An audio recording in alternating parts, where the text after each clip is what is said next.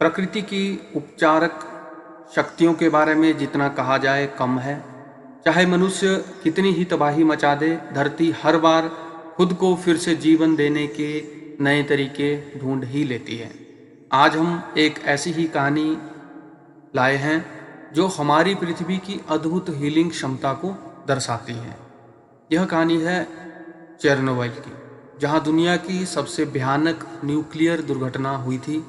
लेकिन वहां प्रकृति ने एक ऐसा अनोखा तरीका ढूंढा जिससे वह धीरे धीरे खुद को फिर से पुनर्जीवित कर रही है। वैज्ञानिकों ने यहाँ एक फंगस की खोज की है जो रेडिएशन को सोखकर उसे अपनी ऊर्जा के लिए इस्तेमाल करता है। इस कहानी में हम चेरनोबिल के हादसे से लेकर उस फंगस की खोज तक का पूरा विवरण देंगे, जो धरती की हीलिंग क्षमता का एक अद्भुत उदाहरण है। चेरनोबिल, जिसे आज दुनिया की सबसे बड़ी न्यूक्लियर दुर्घटना के नाम से जाना जाता है, 26 अप्रैल 1986 को यूक्रेन, तब सोवियत संघ के प्रिप्यात शहर के पास हुआ था। यह आपदा एक न्यूक्लियर रिएक्टर के पास हुई जब न्यूक्लियर रिएक्टर में परीक्षण किया जा रहा था। यह परीक्षण तब किया जा रहा था जब रिएक्टर के सुरक्षा सिस्टम को अस्थायी रूप से बंद कर दिया गया था। अचानक रिएक्टर में विस्फोट हो गया, जिससे भारी मात्रा में रेडियो एक्टिव पदार्थ वातावरण में फैल गए। इस विस्फोट के परिणाम स्वरूप रिएक्टर के चारों ओर का इलाका तुरंत खाली करवा लिया गया। लाखों लोग बेघर हो गए और पूरे क्षेत्र को रेडिएशन ने प्रदूषित कर दिया। विस्फोट के तुरंत बाद 31 लोगों की मौत हुई और हजारों लोगों को इसके बाद कैंसर और अन्य बीमारियों का सामना करना पड़ा।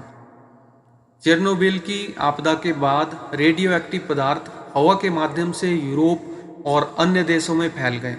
इस रेडिएशन का असर न केवल इंसानों पर बल्कि वन्य जीवों और पूरे पारिस्थितिक तंत्र पर भी पड़ा।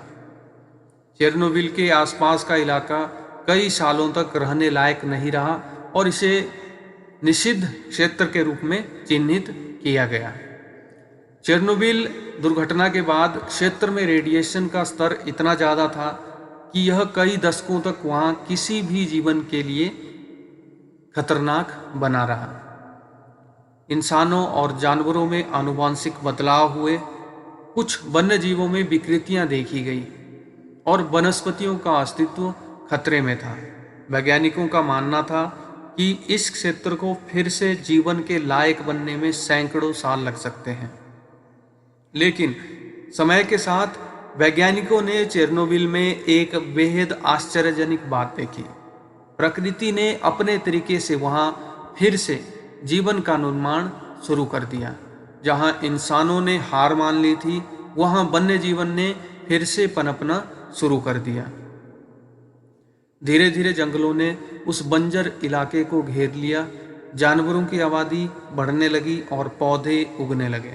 लेकिन असली चमत्कार तब सामने आया जब वैज्ञानिकों ने चेरनोबिल के रेडिएशन प्रभावित क्षेत्र में एक खास प्रकार के फंगस की खोज की। वैज्ञानिकों के लिए यह खोज एक रहस्य से कम नहीं थी। वे जानने के लिए उत्सुक थे कि इतनी तीव्र रेडिएशन वाली जगह पर फंगस कैसे जीवित रह सकता है। परीक्षण और शोध के बाद उन्होंने पाया कि यह फंगस रेडिएशन को अपनी ऊर्जा के लिए उपयोग करता है। इसे रेडियोट्रॉफिक फंगस कहा जाता है।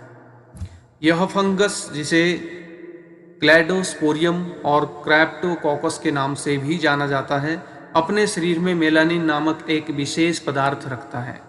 यह मेलानिन रेडिएशन को अवशोषित कर इसे फंगस के विकास के लिए ऊर्जा में परिवर्तित करता है।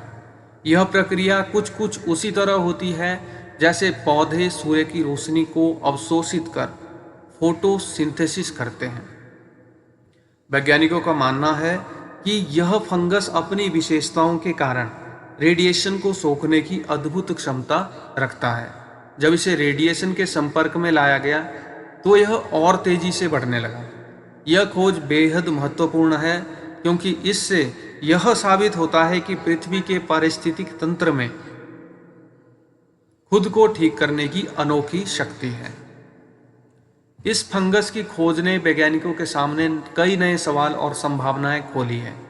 अब यह देखा जा रहा है कि यह फंगस कैसे और कहां-कहां उपयोगी साबित हो सकता है। क्या यह अंतरिक्ष में उपयोगी हो सकता है?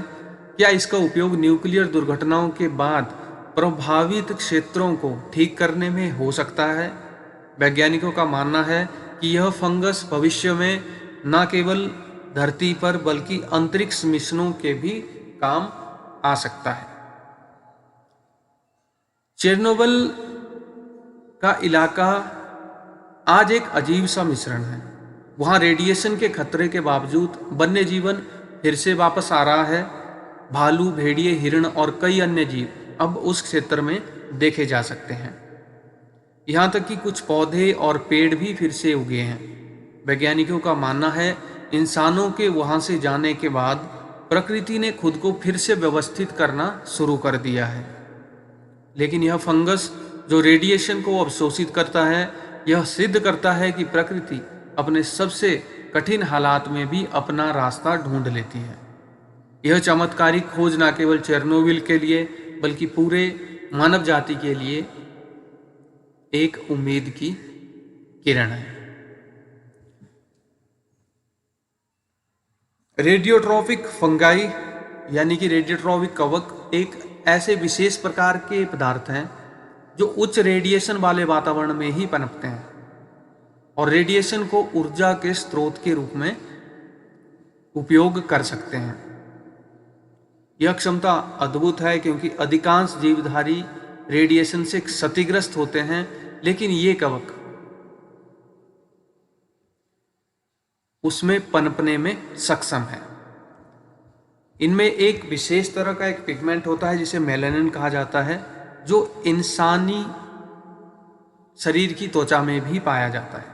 यह मेलानिन कवकों को आयनकारी विकिरण जैसे गामा किरणों को अवशोषित करने और उसे रासायनिक ऊर्जा में बदलने में सक्षम बनाता है और यह फोटोसिंथेसिस की प्रक्रिया की तरह ही एक प्रक्रिया होती है। इस रेडियोट्रॉपिक फंगाई की खोज सबसे पहले चेरनोबिल परमाणु दुर्घटना के स्थल पर 1991 में हुई थी, जो विस्फोट के महज 5 साल के बाद की बात है। शोधकर्ताओं ने पाया कि वहां पर रेडियोधर्मी रिएक्टर जहां पे विस्फोट हुआ था उसी की दीवारों पर काले रंग के फंगाई उग चुके हैं और यह एक ऐसी जगह थी जहां रेडिएशन का प्रभाव सबसे ज़्यादा था और इन कठोर परिस्थितियों में भी वे फल फूल रहे थे। तो इनका बहुत महत्व बढ़ गया है क्योंकि यह जीवन के उस अद्भुत अनुकूलन को दर्शाते हैं जिसमें यह सबसे कठोर वातावरण में भी जिंदा रह सकते हैं। इन फंगाई ने नासा जैसी अंतरिक्ष एजेंसियों का ध्यान भी आकर्षित किया है और अभी इस पर रिसर्च हो रहा है कि क्या इस फंगाई का उपयोग अंतरिक्ष यात्रियों को ब्रह्मांडीय विकिरणों से बचाने के लिए उपयोग किया जा सकता है और ये फंगाई रेडिएशन को अवशोषित करके उसे निष्क्रिय कर सकते हैं। तो क्या इनका उपयोग जो रेडियो एक्टिव कचरा होता है या दूषित वातावरण होता है चेरनोबिल की तरह, वहाँ की सफाई के लिए भी किया जा सकता है या नहीं? यह खोज पृथ्वी के उपचार और उसकी अनुकूलन क्षमता के अद्वितीय उदाहरण के रूप में उभर कर सामने आई।